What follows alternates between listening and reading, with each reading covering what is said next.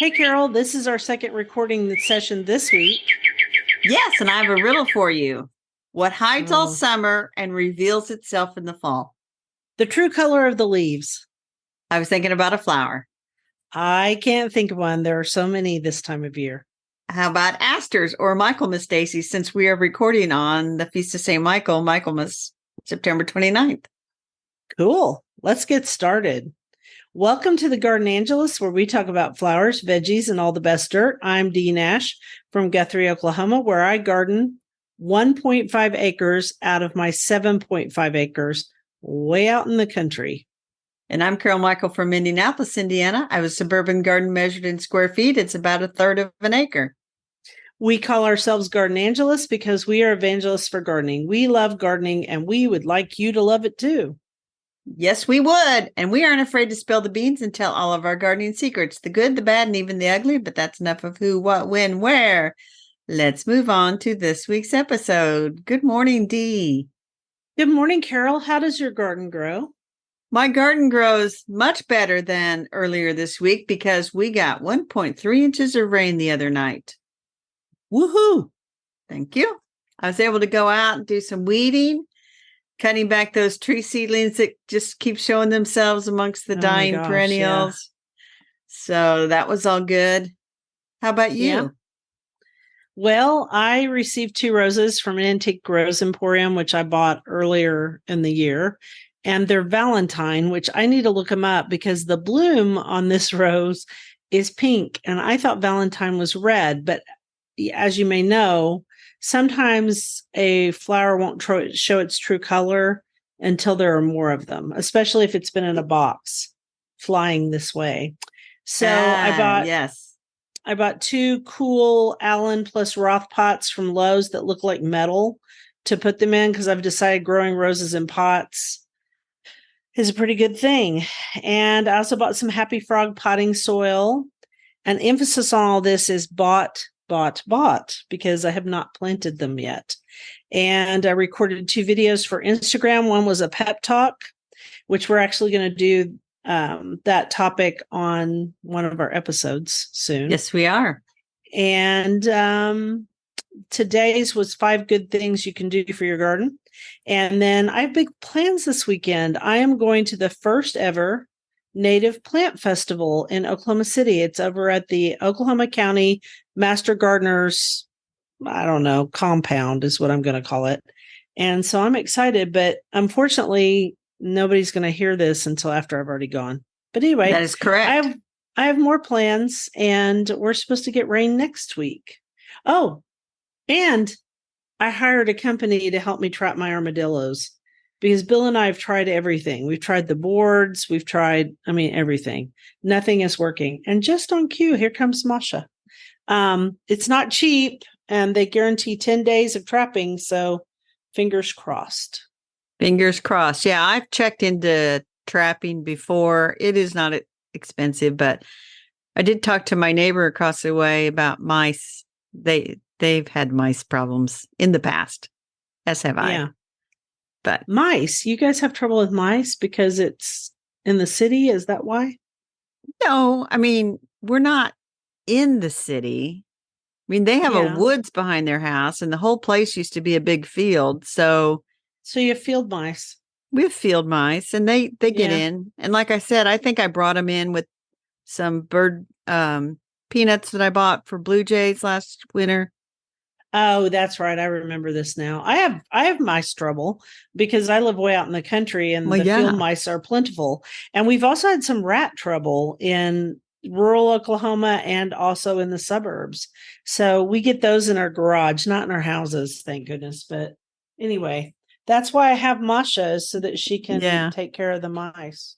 Well, trapping raccoons, that would be the thing. If they got to be a really huge problem, I would really want to get those raccoons trapped and out of here. They're so bad. Yeah, armadillos too. And I looked outside and it had dug in 2 more places. I noticed the oak tree in front is just dropping acorns by the piles. A mast year.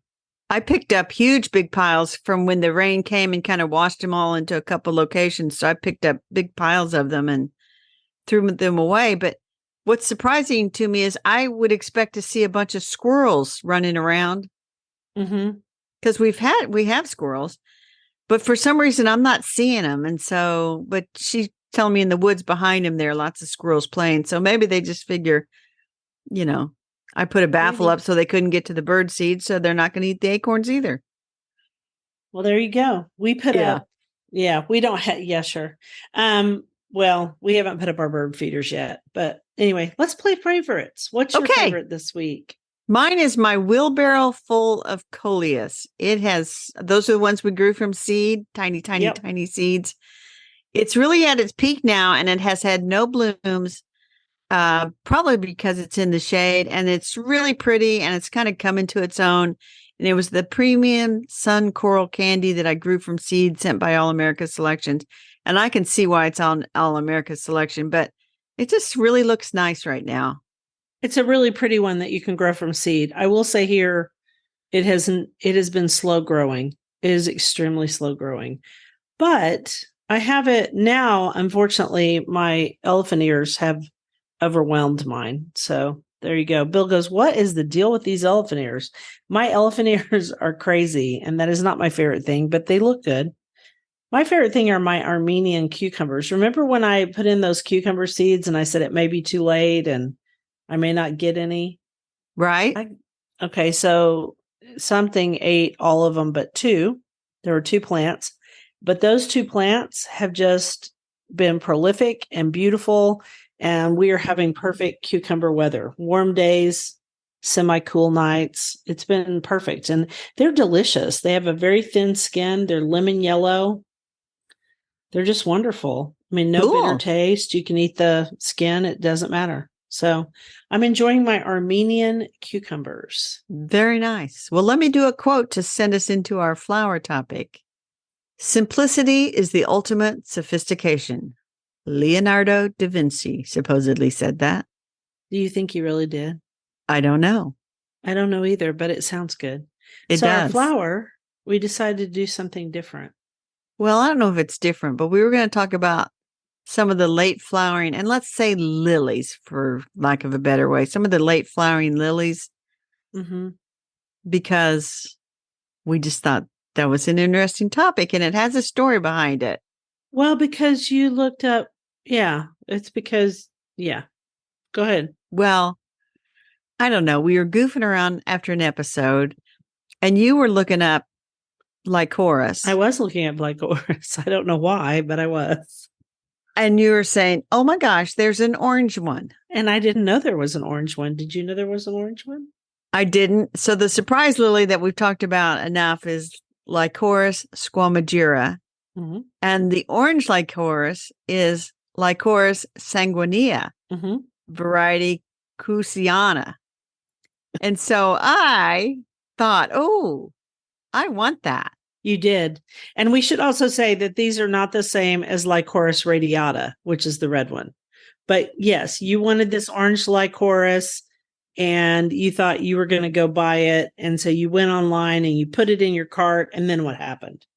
Well, then I thought to myself, I don't know where I would put an orange Lycoris.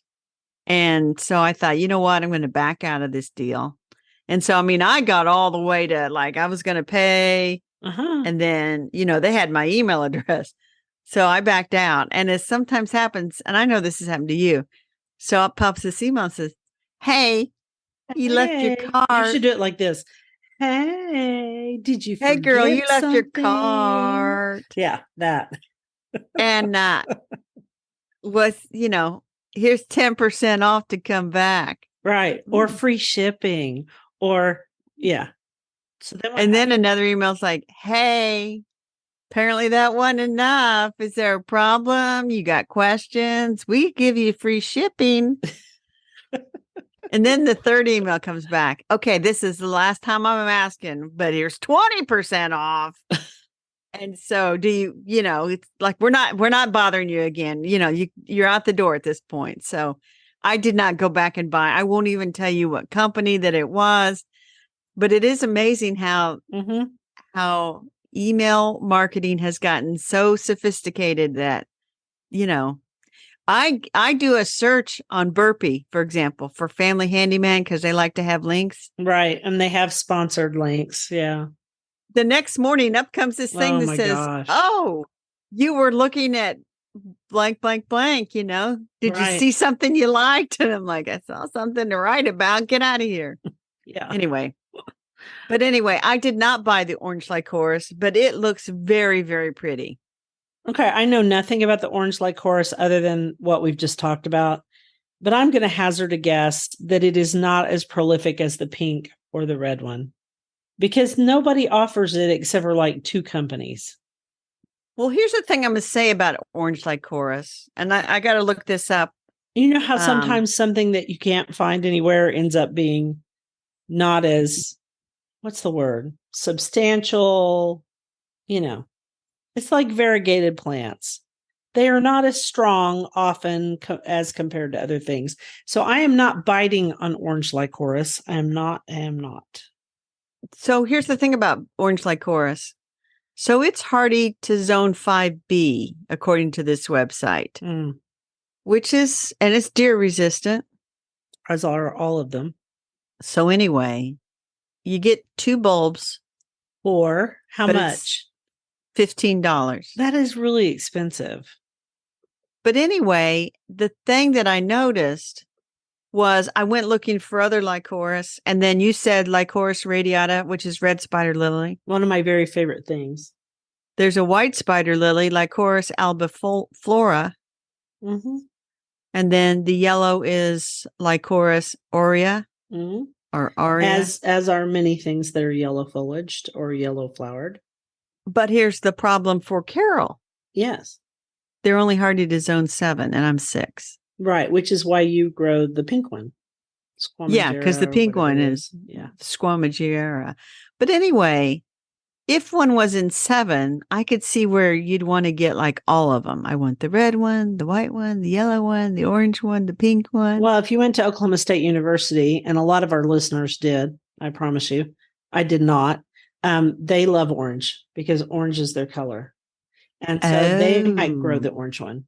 But switching away from lycoris, I did pull the trigger on oxblood lilies, which is another late flowering bulb. And it's Rhodophylla bifida. And now, is that what they call the schoolhouse lilies? I am not sure. You keep talking about why you bought those, and I'll look it up.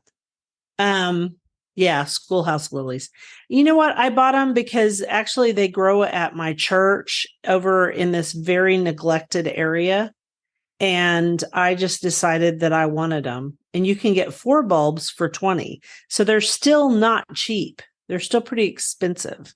And in Texas, they're very popular. And aren't they pretty prolific? They are, as I remember, and they remind me of amaryllis, which is a hippeastrum, but this is in a different genus. But it has that look, that kind of trumpet look, and it's a very pretty blue-red. Anyway, they are called schoolhouse lilies because they bloom around the time school starts up. Traditionally, now school's all over the place, so you really can't go by that. Yeah, but back in the day when people started in September. Anyway, I'm going to give them a try.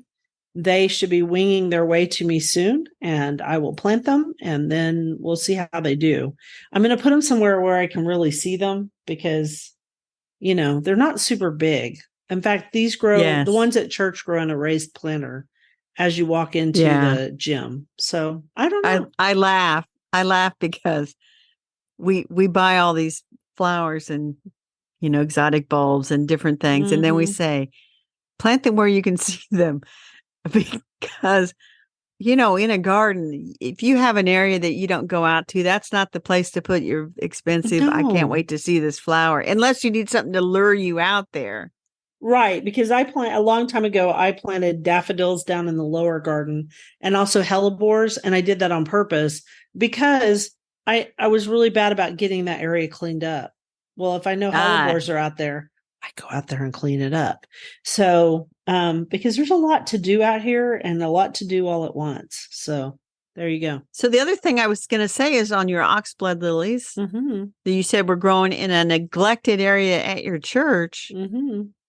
Well, with permission, couldn't you have gone in there and just dug up some to bring to your house?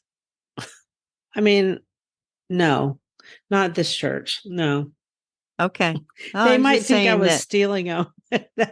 I would have to get permission. And yeah, I said with permission. I'm friends with the priest. So yeah, I guess I could, but no, I just bought them. It's just easier. That way I can just plant them when I Okay. want to. Okay. You ready to go to our vegetable topic? Have we exhausted this? We've said all we want to say about lycoris because most of them I can't grow. Move on. Now in a vegetable garden, it is all about control because you have to grow things on, you have to protect them, you have to weed them. It is a highly managed form of horticulture. That's from Monty Don. And I actually took that from the show, Gardener's World. I was listening to him and I thought, you know what? Truer words were never spoken because most people get into gardening through either houseplants or vegetable gardening.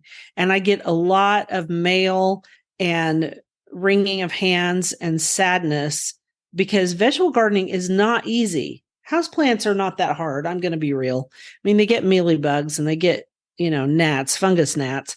But all in all, if as long as you remember to water them and don't water them too much, they're not that hard. Vegetable gardening, I don't think it's the easiest way to grow things. So I thought this was the perfect thing. It's very managed. It is. And it reminds me that I need to get out to my garden and manage it. But we were going to talk about black kale. Yes. Because you wanted to. Because I wanted to. All right. I was on the plane, and on the plane to and from, I watched Stanley Tucci, the actor. He's pretty famous. He was in Devil Wears Prada. He's been in a bunch of stuff. He played the killer in I think it's called Lovely Bones, which I didn't see because I don't want to see Stanley Tucci be a bad guy. I like him as a good guy. Anyway, he's doing a show. He's been doing a show for a while and it got canceled, but I think it may be being picked up again. It's called Searching for Italy. And the premise was that he's Italian on both sides. I mean, he's full blood Italian American.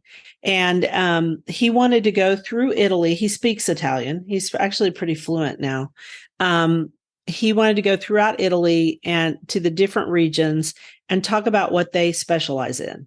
And one thing that they talked about last time when he was in the Piedmont region was black kale. And I thought, black kale, what is he talking about? Because he didn't show it in a garden. I didn't see it growing. It was already harvested and was being put into a soup and it was all chopped up. And I thought, isn't that just lanceolato kale? Isn't that just dinosaur kale? And so in Tuscany and also in other parts of Italy, Tuscany is another region, it is black Tuscan kale called Cavallo Nero. And it is the same thing.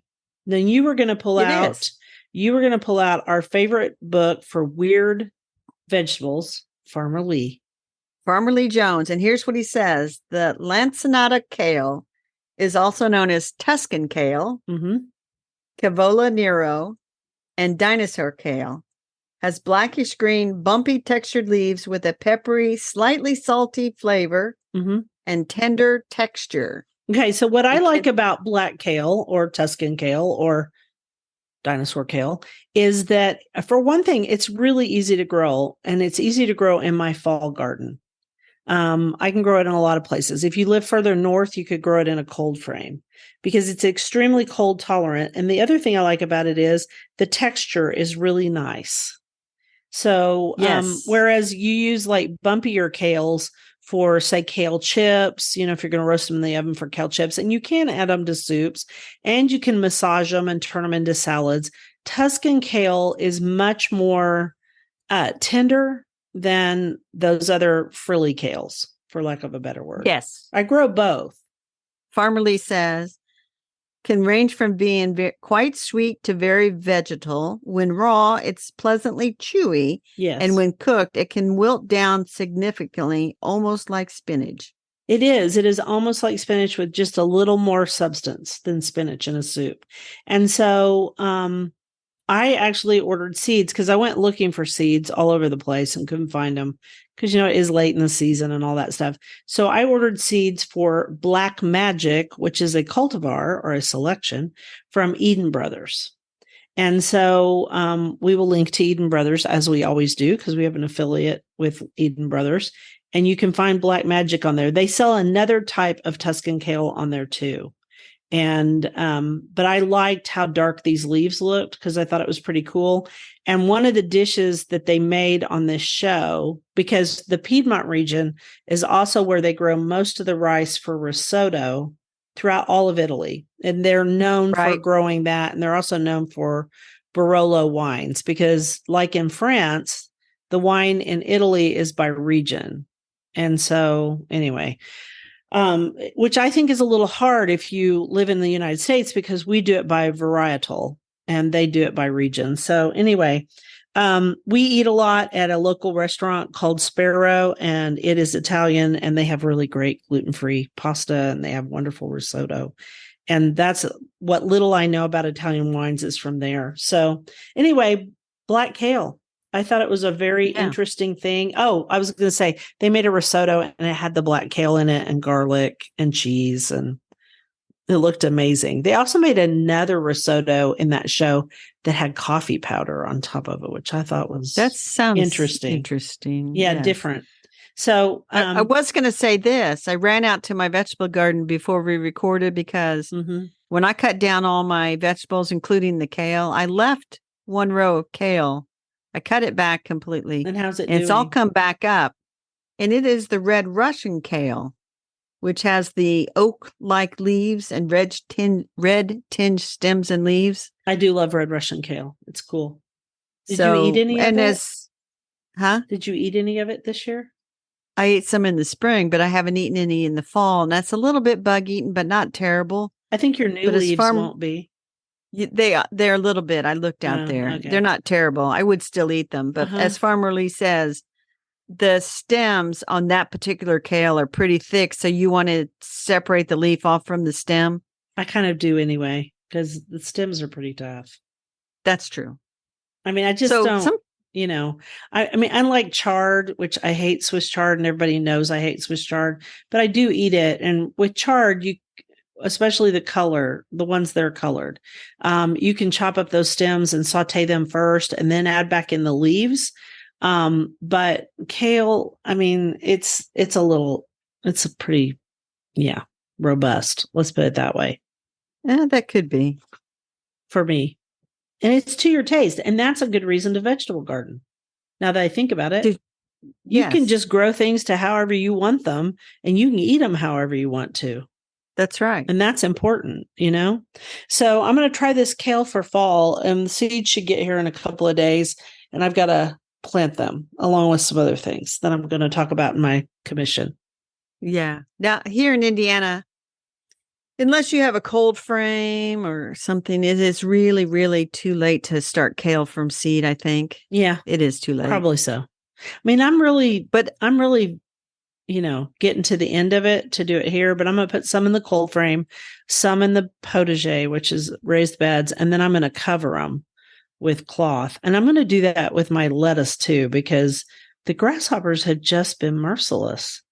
And I also attract butterflies to this garden, and you know what that means. There's caterpillars. That's right. Caterpillars eat all of these veggies. One last thing I'll say about kale is, sometimes when you're just like, oh, I'm going to grow kale. Well, you really have to think about what variety you're going to grow, because the black kale is completely different from the red Russian kale. Yeah. So you got to think about, do I want to cook with it? Do I want to use it fresh on salads? Or is it just going to be sitting out there? Or kale chips. Kale chips. Some of them are really good for kale chips. And in fact, I think I'm growing red Russian kale. I actually bought some plants of it. Because I thought it would be pretty out there, and also I'll eat it as chips. So yeah, a lot of kale shows up this time of year as an ornamental. Yeah, kales and cabbages. It's that time of year. I saw them in the store. It is. Do you want to do? And actually, Farmer Lee, just real quick, he lists 2 ornamental kales peacock kale Pretty. and pigeon kale. Peacock kale is beautiful, and I see it all over town. I will not be planting ornamental kale this year. I planted ornamental mums, and I'm going to plant ornamental pansies as soon as I find. In fact, after we get done, I'll probably run up to the nursery up north and get some black and orange pansies. I'm in the mood. You want to do the quote? Books and doors are the same thing. You open them and you go through them into another world. And that is Jeanette Winterson. So on their bookshelf this week, we were going to try to do this other book, but I had just got back in town and it's only been 3 days. So we're actually going to do a cookbook that I bought because I enjoy that show so much that I decided to buy one of Stanley Tucci's cookbooks. He has 2. This one's the Tucci Table, and it's actually by he and his wife, Felicity. And Felicity is sister to Emily Blunt. And Emily Blunt, played Mary Poppins and a lot of other stuff. Okay. So yes. Emily Blunt is Stanley Tucci's sister-in-law, and they became friends, I found out from the book, when they were in The Devil Wears Prada. Okay. So Stanley and Felicity put this book together, and it also has a few recipes from their friends who are famous actors, but not very many. Most of them are Stanley's or family recipes. You know what I'm saying? Like some are, right. And by the way, I should say Felicity is English. He's an Italian American. And so it incorporates both of these cultures. It's really a pretty good book. And I liked it because it was very warm and engaging, which is what he is. And it spoke of gathering the family around the table. And most of the recipes are fairly simple, although some of them have steps. Like, for example, he told a really funny story about his wife wanting to make roasted potatoes. And he thought, chop up some potatoes, put them on a pan with some olive oil, salt and pepper, and throw them in the oven, right? Wouldn't that be what you think? Pretty much. No, she means English roasted potatoes, which is parboiling, peel the potatoes, parboil the potatoes a little bit till they're firm, but you could stick a fork in them. And then you take that pan and you shake it as hard as you can to fluff up the outsides of the potatoes. And then you use either duck fat or goose fat. And then you put them in the oven. And so who has duck fat or goose fat sitting around the house? You can buy duck fat now at where? At the health food stores. Duck fat? No. At the duck fat store? No, health food stores. Because there's this whole back to natural fat sources thing, which we don't even have to get into. But if you're so inclined, that is a proper English roasted potato. It sounds like a lot of work, but they did look really good. And so I really enjoyed the book. It's from 2014. And actually, he's having kind of a food renaissance right now, because William Sonoma has developed a whole cookware line with he and Green Pan, which actually is made in Italy. And I didn't know that. Okay, that's it. All right. That's The Tucci Table by Stanley Tucci and his wife, Felicity. Dirt. I got to do the quote. After your quote. Home family is where the heart is. Italian proverb. So our dirt this time is something called, and I'm probably going to do this wrong, Infiorate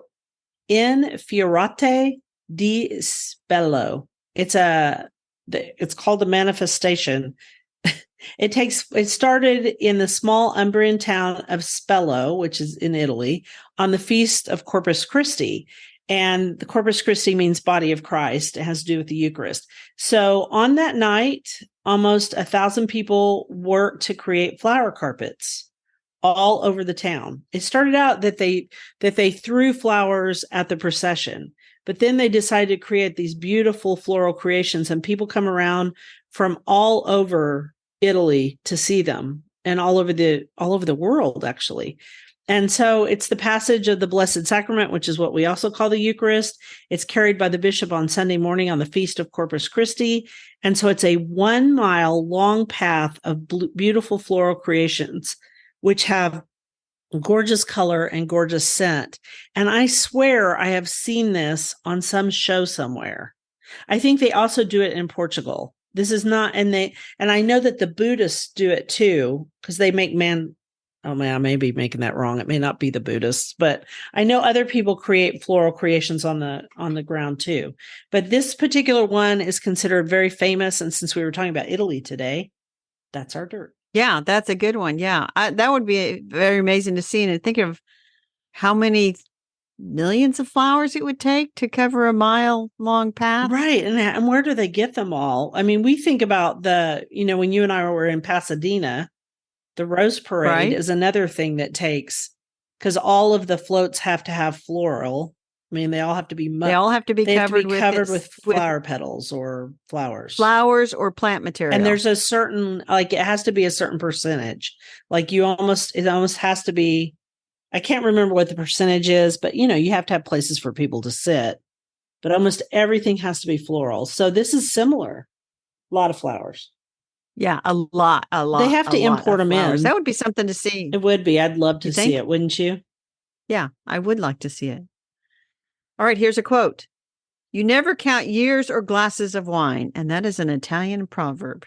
Cool. So do you want me to do my rabbit hole first since we're still in Italy? Sure. Okay, Sure. so I went down the Stanley Tucci rabbit hole in case you didn't notice. And I didn't know that he was into cooking or making drinks or wine or any of this stuff until we were in the middle of COVID in 2021, I think. Might have been 2020. He did this very famous Instagram post. And I saw it and it just made me laugh. He is making a Negroni for his wife, Felicity, which she's his second wife, but his first wife died. Did you know that? I did not. She died of breast cancer. And so he still loves his first wife. And it's very sweet how they both talk about her because he has 5 kids and the first 3 are from Kate.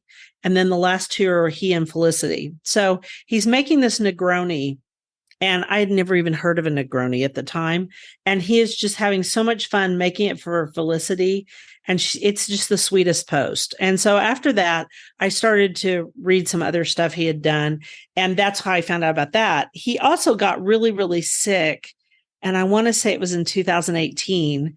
And while I was down in my rabbit hole, I found out that he had cancer in the back of his tongue, which would be a terrible cancer to get. That would be horrible. And so he knows what it is to suffer. And he's not a lightweight. And so I was really impressed with how he talked about how he basically lived off of, he had to have a feeding tube for a while, but then he lived off of beans and soups and vegetarian food because he just couldn't eat certain things like meat. And so Felicity is the one who convinced him to work very hard to get well because he didn't want to undergo all the things he was going to have to undergo because he had seen Kate go through it.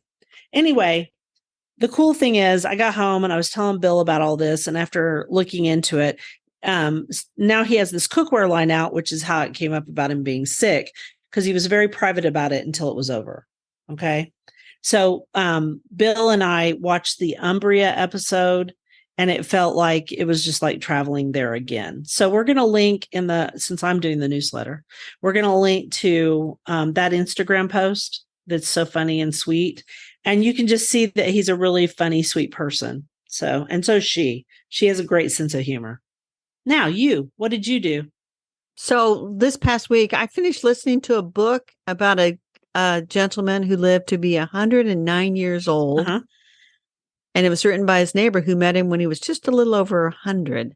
Wow. So Dr. Charlie White was born in 1905 and died in 2014 at the age of 109. Wow. And so the author is David von Drell, I'm going to say Drehle, written several other books. He's an excellent writer, but it's called The Book of Charlie, Wisdom from the Remarkable American Life of a 109-Year-Old Man. Lived in Kansas City. Wow. And you think about a person who was born in 1905. All they've seen. And died in, oh my goodness. And so he tells the story of his life and, things that he did as a young man that he's lucky to still be alive. Right. He's lucky, anyway, I won't give away the book, but I'll say that the author narrates the book. It's definitely worth checking out from your library via Libby if you use that app or getting an Audible version. Just tells a great story. And so you want to know, how does a guy live to be 109 years old? And he will say it was just luck. he smoked because everybody smoked way back then and smoked a Right. pipe and outlived 3 wives. Well, I won't give it all away, but anyway, um, It reminded you of it this reminded other book. yes, The Happiest Man on Earth: The Beautiful Life of an Auschwitz Survivor by Eddie Jaku. And I think I talked about this book maybe last year, Maybe. but it's a story about a guy that, survived the concentration camps and went on to uh, immigrate to Australia and became very successful and happy and lived to be over 100 years old.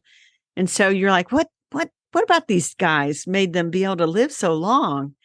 And you know what? Neither one will say they had a big secret. And obviously, they lived at a time where, they were exposed to so much. So it wasn't all about, organic, healthful living and stuff. You think about living in a concentration camp. But they seem to be able to make the best of whatever circumstances they found themselves in. So That was the only thing I got from it. So what that made me think of is there's a new show out on Netflix that Megan asked me to watch. That's my daughter. And it's called Live to Be 100 Secrets of the Blue Zones, which is this guy who is very famous for, and I'm going to not think of his name. What is his name? Dan Bittner. So Dan Bittner is famous for coming up with various blue zones. It's a terminology that was developed by someone else, but he's a National Geographic guy. And so he's now on the show. And what he would tell you about these two guys is exactly what you said. Part of the reason that people live to be 100, one of the secrets is to have a sense of purpose. If you have a reason to get up every day, and if you have a group of people that you care about, eating well is important too. Anyway, I won't give more of it, but it's a good show. He goes to 4 blue zones or 3. I don't know. It goes to several, and they're all over the place. And then he works on a project that they did a few years ago where they took a town in the United States and there were 20,000 people in it, and they developed a blue zone and did it work. So very interesting. And one thing is to have purposeful exercise. And you know what is purposeful exercise? Gardening. Because everything comes back to gardening. Yeah. So that reminds me of, we've all watched the documentary of Iris Apfel, the designer. Oh, I love her. Yeah. Well, I saw on Instagram, she just turned 102. I did not watch that actually. And I think I need to go back and watch it. It's a very good documentary if you can find it. I don't know where you can watch it, but you search for it, you'll find it. Yeah. And it was done probably 7-8 years ago when she was around 95, and they celebrated her husband's 100th birthday, and he died shortly thereafter. But saw in there, she's 102. She's still, it's on Prime, so you can find it. She lives over the top. Yeah, we'll put that link on. there. And I think having purpose is huge. And you know what else he talks about? Having a faith life of some sort. Yes. Some sort. Yeah. We talked about that the other day a while back. I think it was our dirt. But anyway, do you think I'm thinking about all this stuff and being attracted to stories of people growing old because we're growing my next birthday? Well, I'm going to be 65. So like next week, I'm within the window to start applying for Medicare. Lucky you. And then I laugh and think, Medicare? Yeah, Bill did that too. And laugh. Yeah, I have another friend going through that right now too. And Bill did it. I just laugh and laugh and laugh. Well, Medicare is great, except for the one time a year that you're in the donut hole. But anyway, what are you going to do in your garden this next week? So this afternoon, I'm going to trim and mow. And our long range forecast, I'm starting to look at it because temperatures starting to go lower at night, but they're not going lower than the 40s. So we're not in the frost range. And typically October 10th is like the average. Yeah. So I think we're going to be a little bit later this year. That little bit of rain is enough to sort of loosen up the weeds. So I got to do some cleanup, especially the vegetable garden. I've kind of neglected it when it got dry. So, and I am going to go ahead and take cuttings of the African blue basil and this Tradescantia pistachio white. That's like a house plant that I bought like 2 little containers of it. And now I have 3 huge baskets of it. Wow. So I'm going to take cuttings because I don't want to bring them in because A, I don't think they'll do very well, and B, I think they're full. I think they're full of spiders. As things The are baskets, that are out in the as gardens. things are. So anyway, how about you? Okay, so I looked up our average frost date and it varies, but usually it's right around the end of October or the beginning of November if you're in central Oklahoma, which is Oklahoma City. Of course, that's warmer than me because I live out in the country and a little north of there. What am I doing? I should look at my notes because I was looking that up while you were talking. Let's see. What am I going to do? Oh, yeah. I'm going to plant those rose bushes and I'm going to plant the fall kale plants that I bought yesterday because I didn't have time to start plants in late summer. And I'm going to order some shade cloth, which I actually did while I was waiting for you. And then you had to wait for me. Something's eating my lettuce seedlings. And so all of my hoop houses, my little, low tunnels, actually. All of my low tunnels burned up in the fire, as so many things did that I had stored. And let's see. I just wanted to share that I'm getting some really good spinach seedlings in my cold frames, and I might space those out a little bit. And I also have carrots, and I never can grow carrots. So I'm kind of excited about that, which made me, as long as I was ordering black kale seed, I ordered some more carrot seed to plant an additional row. And then I'm going to weed because, weeding never ends until it gets really cold. That is true. That is so true. Well, I'm going to wrap us up. Thank you for listening to The Garden Angelist. I hope you've hit that subscribe button so you don't miss a single episode. We publish every week on Wednesdays at 12 a.m. Eastern Time. And if you listen to Apple Podcasts, we'd love a 5-star review. We so appreciate those. It helps us get noticed by others because we move up in the algorithm. Could you also share our podcast with your friends? Word of mouth is still the best way to get the word out there.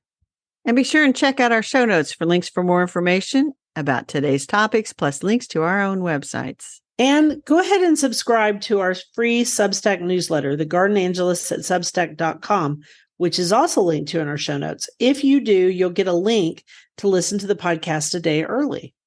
And if you want to help support us, use those affiliate links. If you buy something after clicking through on them, we earn a small commission and it costs you nothing. Or you can set up a monthly subscription through Buzzsprout or make a one-time donation through PayPal. It was lovely to chat with all of you over the garden gate. Bye until next week. Bye, everybody.